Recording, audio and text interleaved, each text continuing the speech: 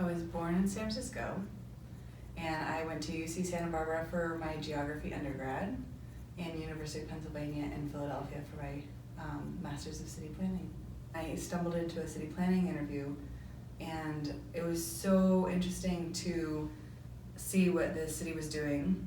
They were trying to revitalize their downtown, and so it was just so fascinating, and I didn't get the job, but I did talk to one of the interviewers, and she was a redevelopment manager, so she took me under her wing, showed me about what they were doing, taught me a lot, and she was someone that I talked to about like how do I get to be doing this kind of work, and it's because of her that I ended up going to grad school for planning. When I came up here for my first planning job after I was interning with that woman down in the Bay Area, and my sister lived in Sacramento in the early 90s and hated it, and I thought I would hate it too, but I came in and just really fell in love with the trees and how walkable and bikeable it is in the central city. Our city is pretty awesome because it has a lot of history, and it's got a lot of trees. It does have a lot. I love the trees. Yeah.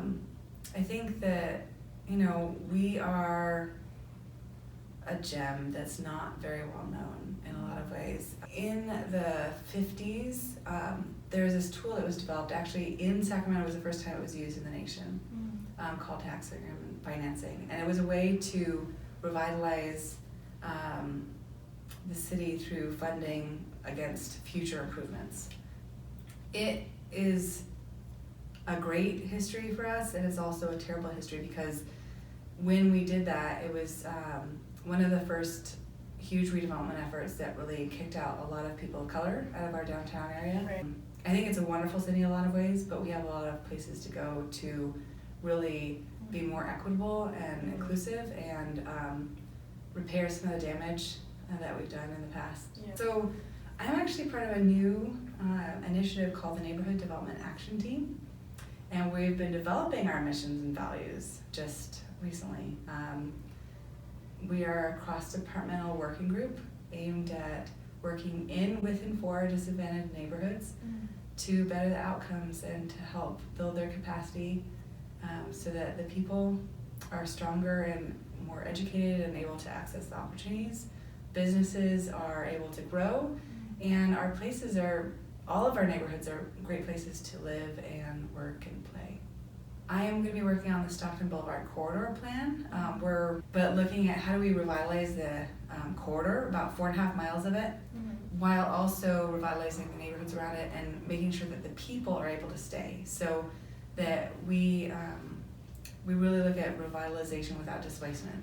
We have a working group, like the cross-departmental working group, and then also trying to just meet with every stakeholder, every agency and organization that's working in these areas and get to know what are you doing and how can we work together. I think the people that were working at that city that I interviewed with, and I ended up working for a year, were really impactful because they looked at it.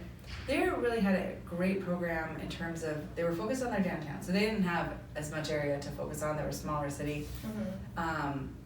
But they put together these educational sessions during the school year where they once a month have a speaker on different issues related to walkability, density, why do we want to change certain types of housing in a certain way, and just educating people to care about it, and then making all the hard decisions politically to actually make things happen.